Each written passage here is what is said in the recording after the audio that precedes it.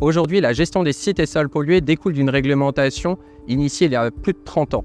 Cela pour répondre à la gestion d'un passif industriel, souvent caractérisé par des sources ponctuelles, maîtrisées, clairement identifiées, se situant principalement en zone périurbaine. La méthodologie actuelle peut être la source de confusion, voire de raccourcis, comme par exemple la confusion entre les notions de pollution et de dangerosité. Un sol peut être pollué sans être dangereux pour la santé.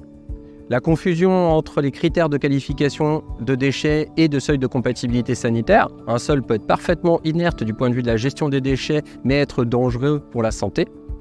Et enfin, le recours abusif à des principes de recouvrement des sols, en l'absence de risques avérés pour la santé, en application du principe de précaution, ce qui rentre potentiellement en opposition avec la gestion durable de la ressource, la notion de frugalité. Chez SCE, notre proposition pour une approche plus globale intègre l'ensemble des enjeux du territoire.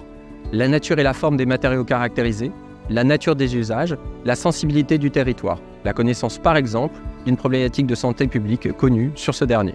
L'objectif de notre approche n'est pas de minorer cet enjeu, mais bien de le contextualiser au regard des autres enjeux du territoire. Pour cela, notre proposition d'approche globale intègre différentes expertises dans le but de répondre aux besoins immédiats, mais aussi à ceux des générations futures.